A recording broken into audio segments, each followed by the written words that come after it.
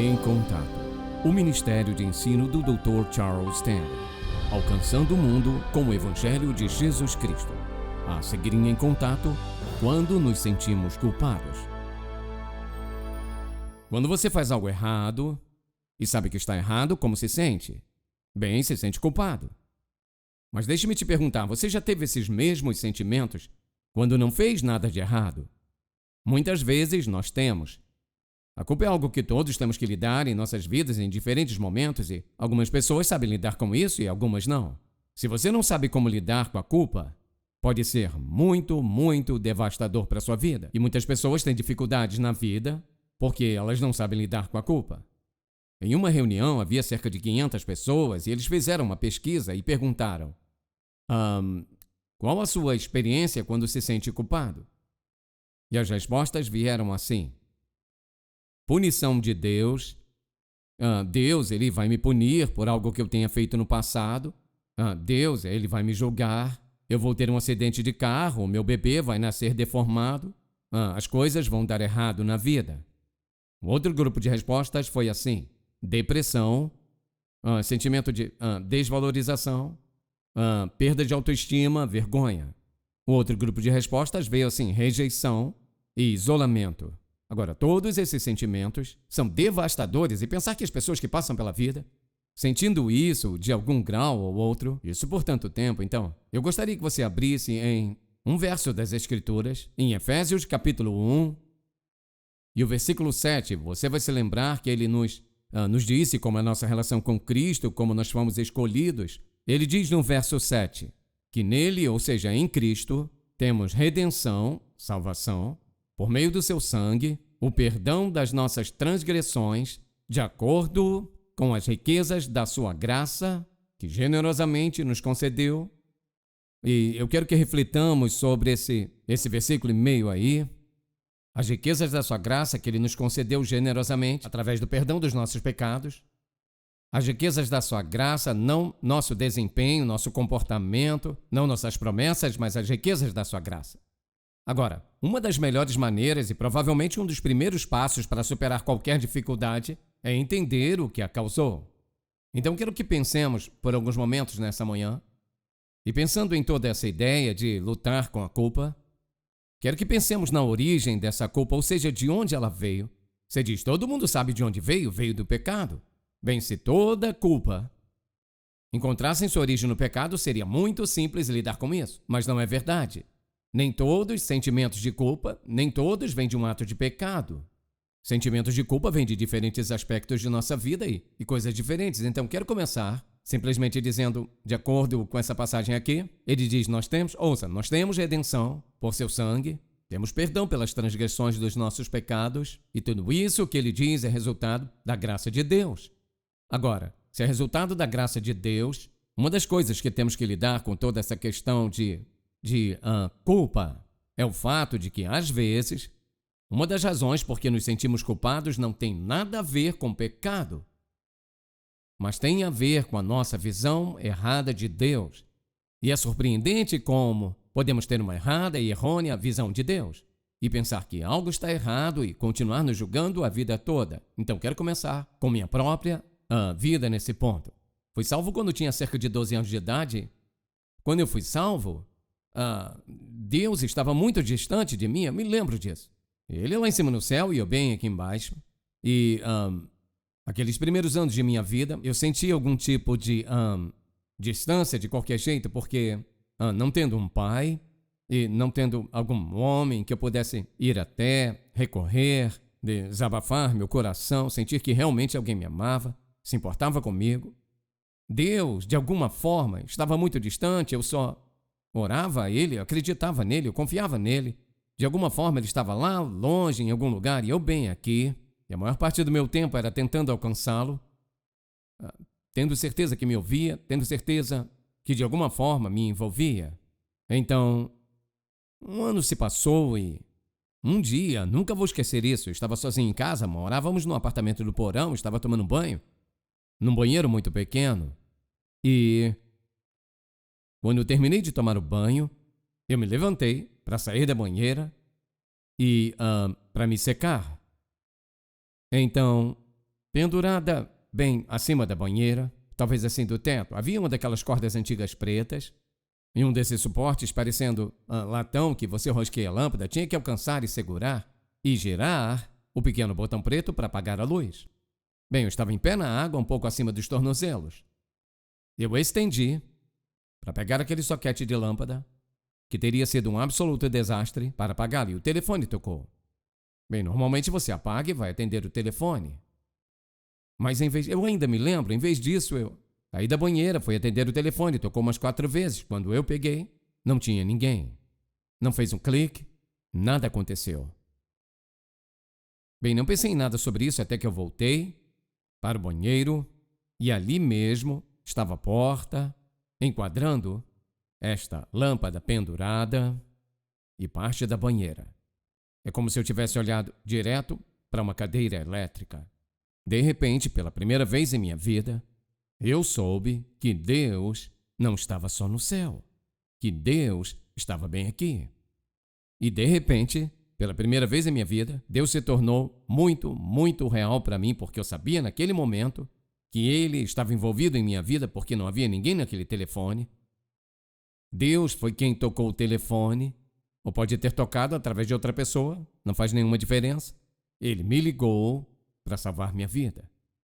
Bem, eu gostaria de poder dizer que isso resolveu toda a questão entre Deus e eu e o quão próximo e íntimo Ele é, mas não foi bem assim. Porque anos se passaram e eu ainda sentia esse mesmo tipo de distância dele, embora naquele momento eu percebesse que Deus não era um Deus distante, que Ele era um Deus que estava envolvido em nossa vida. Então, ao invés de estar distante, eu sabia que de alguma forma Ele estava envolvido, mas apesar disso, eu simplesmente não sentia essa proximidade, essa intimidade real com Ele, porque, entende, você pega a sua imagem de Deus do seu pai. Então, minha imagem era que Ele tinha me deixado, muito cedo na vida. E a segunda imagem que eu tinha de um pai é que ele era cruel, rude, severo e difícil de lidar. E não muito elogioso sobre nada na vida. Então, toda a minha visão de Deus era distorcida. Não é algo que eu pedi. Eu não pedi para crescer nesse tipo de situação, eu não pedi para o meu pai morrer quando eu tinha 9 meses, não pedi nada disso. Isso foi apenas algo que foi entregue a mim, concedido a mim. Isso foi algo que eu tive que lidar ao crescer. Então, quando eu ia à igreja, era condenação e julgamento e a ira de Deus. Então, eu cresci com todas essas coisas sendo dadas a mim. Então, esse Deus que eu primeiro entendi na vida era, antes de tudo, remoto, era distante. Segundo lugar, ele estava anotando, mantendo registros, e sua frase favorita era não farás. Então, você pode imaginar 13, 14, 15, 16, 17 anos tentando ser santo, estou aqui para te dizer, não funcionou. E eu tentei e queria ser obediente a Deus, fazer o que Ele disse para fazer, mas eu lutava o tempo todo para viver de acordo com esse padrão, que primeiramente eu nem mesmo entendia. Ninguém nunca me disse, isso é o que você deve fazer, mas me diziam, isso é o que você não deve fazer. Então, estou citando tudo isso para dizer, alguém deu a mim uma visão errada de Deus que eu não pedi, não encontrei na Bíblia, apenas deram a mim. Então, ouça, quando alguém dá a você uma visão errada sobre algo, o que faz? Colore seu pensamento. Então, todo o meu sistema de referência sobre Deus era que Ele era cruel, que era difícil de agradar, poderia passar sua vida tentando agradá-lo, se o agradasse, iria para o céu e agora você soma tudo isso, acreditando que poderia morrer, se perder e ir para o inferno. Amigo, estou aqui para te dizer, Deus era um cruel mestre das tarefas. Pensa em todas as pessoas que frequentaram aquela igreja por anos, anos e anos, e ainda o fazem, e sabem com o que estão vivendo com um sentimento de culpa. Se perguntar a elas, o que você fez hoje, isso foi absolutamente errado. A maioria delas provavelmente não poderia lhe dizer o que tinha feito de errado. Por que se sente culpada? Simplesmente me sinto. Por quê? Posso dizer por quê. Porque deram a elas uma visão errada de Deus. E é por isso que eu sou tão grato a Deus no meu próprio coração. Não apenas por ter corrigido minha visão, mas Ele continua me ensinando e me elevando em meu próprio entendimento e relação com Ele. E como Ele tem feito ao longo desses anos, Ele me libertou e me livrou desta culpa intangível, inatingível, algum tipo de culpa etérea que não tem nenhum fundamento, o que seja. Uma segunda coisa que eu diria, uma causa de culpa, que muitas vezes As pessoas lutam e é devastador em suas vidas. Que a mensagem da graça está ausente em suas vidas, nunca foram ensinadas sobre a graça.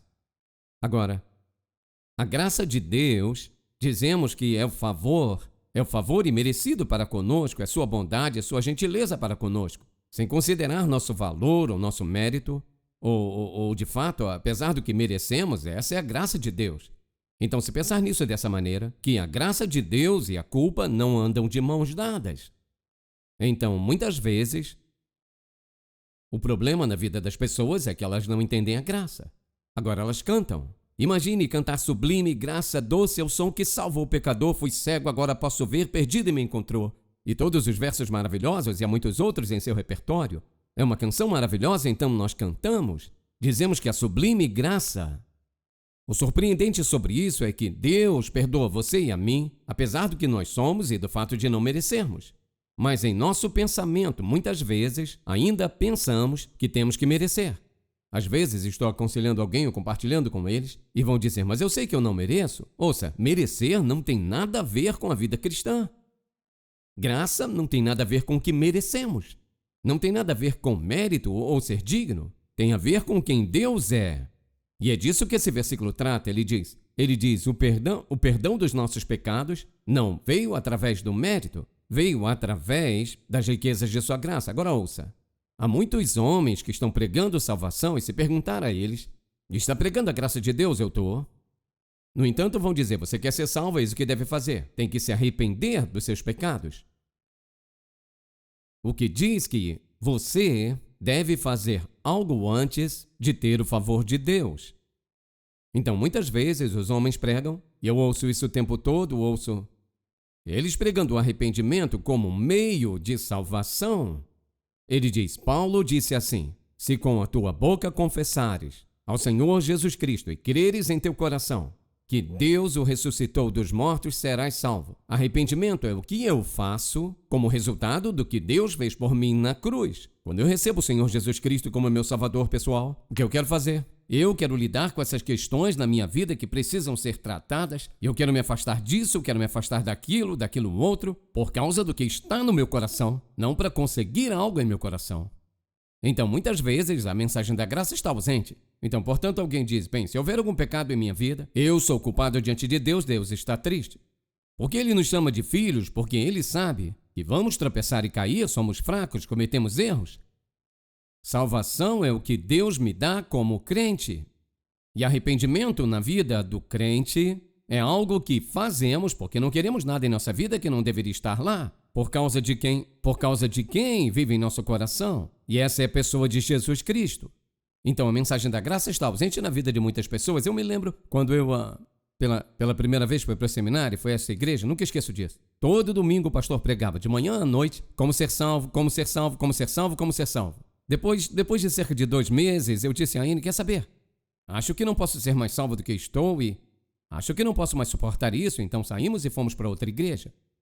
Agora as pessoas perguntam, por que não pregam mais sobre salvação?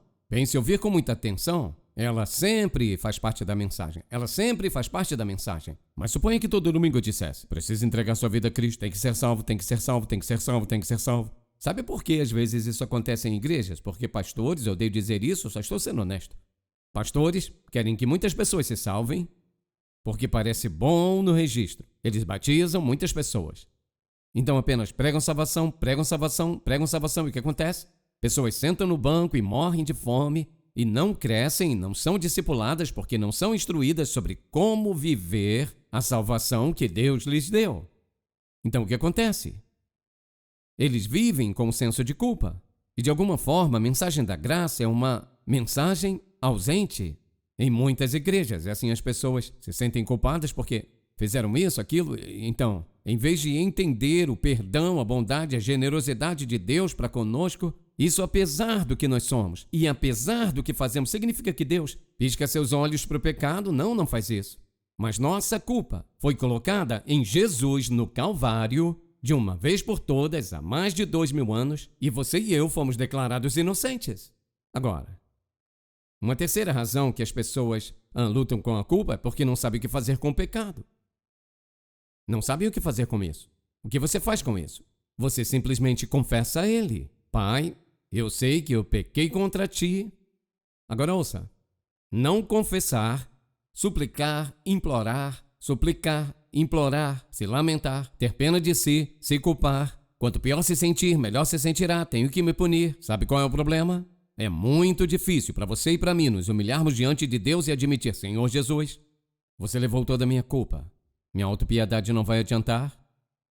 Eu posso confessar a qualquer hora, depois da segunda vez é perda de tempo. Toda vez que eu falar de arrependimento, após uma vez será perda de tempo. Você levou tudo no Calvário, pagou a dívida do pecado absolutamente na íntegra. E minha confissão, meu arrependimento é colocar meu coração de volta num relacionamento correto contigo, para corrigir esse sentimento estranho que eu tenho de você e nos trazer de volta à unidade novamente. É disso que confissão e arrependimento se trata na vida do crente. Então, como uma pessoa é salva? É salva ao depositar sua confiança na obra de Cristo no Calvário e recebê-lo pessoalmente como Salvador. E arrependimento é algo que fazemos tendo recebido Cristo como nosso Salvador. Agora, como crentes, claro que somos convencidos do pecado, queremos nos afastar, nos arrepender e mudar daquelas coisas que não agradam por causa do que Ele já fez em nosso coração. Então, quando eu penso em como as pessoas são assediadas pelo diabo, não sabem o que fazer com o pecado, dizem: se confessarmos nosso pecado, Ele é fiel e justo para nos perdoar e nos livrar dos sentimentos de culpa e nos libertar desses sentimentos de estranheza que temos dele. Ouça, uma vez que você é salvo pela graça de Deus, nada pode te separar de Deus, mas se você acreditar que pode, vai viver como se pudesse, vai se sentir como se você se separasse dele, e você vai simplesmente ser coberto pela culpa. Não sabem o que fazer com o pecado. Então, não conseguem, de alguma forma, crer. Está querendo me dizer que se eu apenas pedir para que Deus me perdoe, se eu falar com Deus sobre meu pecado, estou perdoado? Com certeza, eu não mereço, correto? Como Ele faria isso? Cruz. A única forma. E veja, Ele não pretende que vivamos obscurecidos, cobertos de culpa. Não há alegria nisso. Bem, uma quarta razão é que as pessoas não conseguem largar o passado. Não conseguem. E mesmo que peçam ao Senhor Jesus Cristo para perdoá-los de seus pecados, ou por mais que orem, o que acontece é, eles não conseguem se livrar. Mesmo que eles peçam a Deus para perdoá-los e recorram à Bíblia e digam: sim, eu acho que o que eu disse, o que eu pedi ao Senhor para fazer, eis o que Ele diz, e eu sei que Ele fez porque Ele disse que faria. E de alguma forma é como um melaço em suas costas e simplesmente continua lá. Abra, por favor, em Isaías 43. Isaías 43, quero que observe esse verso. No verso 25, ele diz: eu, sim, eu sou aquele, observe isso. Isso é Deus falando. Eu, sim, eu sou aquele que apaga as suas transgressões, seus pecados. Qual a próxima parte? Por minha causa. Causa de quem? Causa dele. Não nossa causa, ele diz: eu, sim, eu sou aquele que apaga suas transgressões por minha causa. E eu não me lembrarei de quê? Seus pecados. Ele diz que, em outra passagem, ele diz que eles estão separados de você quanto o leste está do oeste. Agora escute. Se Deus diz: eu não me lembrarei deles, por que estou trazendo-os de volta? Vou dizer por quê. Satanás usa o nosso passado para nos atormentar. É uma de suas ferramentas mais escolhidas para te atormentar. Ouça, ele não vai só te atormentar, mas ouça o que ele vai fazer.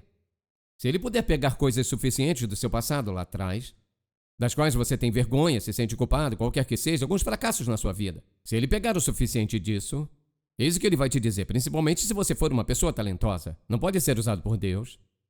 Deus não vai usar você. Olha o que você fez no passado. Seu passado ainda está lá e Deus ainda se lembra. Não lembra. Então, por que estou lembrando? Porque é a ferramenta escolhida de Satanás para atormentar e desencorajar, deprimir, trazer desilusão. Ouça, se você viveu ano após ano, suponha que seja algo que fez quando adolescente, em seus 20 ou algo assim, agora tem 70, 80 anos de idade, em algum lugar aquela coisa ainda está lá atrás, essa coisa obscura ainda está lá atrás, ouça. E é disso que o sangue se trata, e é para limpar tudo aquilo que é obscuro em sua vida lá atrás, aqueles buracos lá atrás, aqueles incidentes, pecados, aquelas coisas lá atrás que te causaram trauma na época. E você se carregou de culpa. Amigo, quando você veio a Jesus Cristo e disse: Pai, eu sei que eu pequei contra ti, estou apenas te pedindo que me perdoe baseado na cruz, eu te agradeço por isso. Mesmo que não tenha agradecido, ou talvez só pedido a Ele, estou apenas te pedindo que me perdoe pelo que eu fiz. Quantas vezes você tem que pedir a um Pai amoroso e celestial para te perdoar de algo que Ele já providenciou no Calvário uma vez? Uma vez. Então vivemos com essa sensação falsa de culpa. Não conseguimos deixar o passado. E penso especialmente nos jovens que se metem em problemas de diferentes maneiras. De alguma forma você diz, bem, está dizendo que não existe consequência para o pecado? Eu nunca disse isso. Existem consequências para o pecado, mas ouça, é isso que eu quero que veja. O pecado, por sua própria natureza, tem consequências. Isso não é Deus. Bem, temos que separar isso. Ouça agora. A consequência de um pecado, por exemplo, se eu entrar na frente de um carro e ser atropelado e quebrar minha perna, isso não é Deus quebrando a minha perna, é consequência de eu não olhar para onde estava indo. Se você e eu pecarmos contra Deus, há certos pecados que têm certas consequências. É assim que a vida é.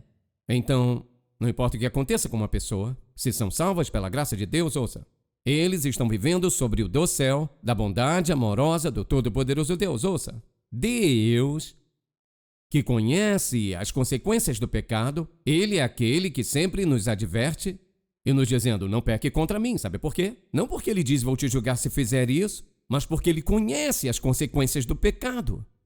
Então, nós temos que perceber que não importa o que aconteceu na vida das pessoas lá atrás, o que aconteceu na sua vida, Deus perdoou você e você deve deixar isso para trás. Deus deixou para trás, Ele diz, eu não me lembro, separado tão longe quanto o leste do oeste, é por isso que podemos ficar diante de um Deus santo, e Ele diz que Ele tornou você e a mim justos, sabe por quê? Porque Ele lavou o nosso pecado. Nós vivemos neste momento, neste dia. Então estamos limpos e puros diante de Deus. Uma outra razão pela qual nós lutamos com a culpa é porque, de alguma forma, sentimos que perdemos o chamado. Agora, muitas pessoas que têm um sentimento, eu acredito que Deus me chamou no passado, alguns anos atrás, para fazer algo para Ele. O que Ele te chamou para fazer, bem, não tenho certeza. Ouça com atenção. Deus nunca chama você para fazer algo para Ele genérico. Eu quero que você me sirva. Deus vai te chamar para fazer algo específico. E é isso que acontece. Digamos que fazemos um convite, especialmente em conferências missionárias e por diante, e você está ali, o Espírito Santo te convencendo da sua disposição de se entregar a Ele. Deus quer que você siga por esse corredor e Ele lhe diz, se entregue totalmente a mim, quero que vá a qualquer lugar, faça qualquer coisa que eu pedir. Oh, Deus, não tenho certeza disso. Então você não vem. Então vive com essa culpa, Deus me chamou para missões. Eu não fui. Deus não te chamou para missões. Naquela ocasião, Ele te chamou para andar pelo corredor fazendo o compromisso de se entregar a Ele, um compromisso público que faria tudo o que Ele te chamou para fazer, e Ele pode ter te chamado para voltar para o seu trabalho e ser uma testemunha lá. Você não perdeu o chamado de Deus. Você pode tê-lo desobedecido quando Ele disse a você, quero que vá pelo corredor, eis o que eu quero que faça. Quero que se comprometa comigo, o que quer que eu te chame para fazer. Então apenas diga para Ele, Deus, você me desafiou a me comprometer, mas eu não fiz. Eu sei que foi um pecado absoluto contra você eu não fazer isso. Eu sei que foi rebelião da minha parte. E eu só quero te pedir que me perdoe. Obrigado, Senhor, por teu perdão e eis-me aqui. O que quer fazer em minha vida? Vamos dizer que sim, Ele te chamou para alguma tarefa específica. E você não fez. A vida acabou. Você diz, eu nunca poderei ser o que Deus quer que eu seja. Se Deus tivesse te chamado para pregar o evangelho ou para ser um missionário ou algo assim, quando você tinha 20, agora tem 45 anos ou por aí, você diz, como eu posso voltar e fazer o que Deus me chamou para fazer? Não pode. Não pode voltar e fazer o que Ele te chamou, mas sabe o que pode fazer? Você pode confessar o fato de que pecou contra Ele, sendo rebelde, seguindo o seu próprio caminho, e pedir a Ele que te perdoe dos seus pecados. E agradecendo a Ele por isso, dizendo, Senhor, eu me rendo completamente a Ti. Eu sei que você pode juntar os pedaços, pegar o que quebrou, pode me tomar neste ponto de minha vida, e você pode me colocar no centro da tua vontade, nesse ponto da minha vida, e dessa vez, e Deus, estou comprometido a fazer o que disser e onde você disser. Você acha que Deus vai dizer, tarde demais, sinto muito? Bem, seu patrão poderia dizer, mas Deus jamais diria. Sabe o que Deus vai dizer? Sabia que você viria mais cedo ou mais tarde? Sinto muito você ter passado por todo esse sofrimento, angústia e dor por me desobedecer. Mas te perdoo. Vamos consertar tudo. Vou te colocar no caminho certo. Vou te mostrar o que posso fazer com algo que está quebrado e bagunçado. Deus se alegra em restaurar coisas. Restaurar pessoas, trazendo-as de volta, dando-lhes um novo começo, para começar de novo. Não importa quem seja você, o que você fez, onde esteve, não consegue nomear nada que supere a graça de Deus, não consegue. Entende? Todo mundo está bagunçado em algum lugar. Tem alguém aqui que não está? Alguém aqui que nunca pecou? Alguém que não tenha feito algo que não gostaria de ter feito? Quer saber? Não existe tal coisa como pessoa que gostaria de não ter feito algo, que não gostaria de voltar atrás e mudar algo. Graças a Deus que ouça, que não temos que voltar, só temos que olhar para cima e observá-lo, mudar nossa vida. Amém? Essa é a graça de Deus. Se você foi abençoado pelo programa de hoje, por favor, visite-nos em intouch.org. Em Contato, levando pessoas do mundo inteiro a um relacionamento crescente com Jesus Cristo e fortalecendo a igreja local. Este programa é patrocinado pelo Ministério Em Contato e é possível pela graça de Deus, suas orações e ofertas fiéis.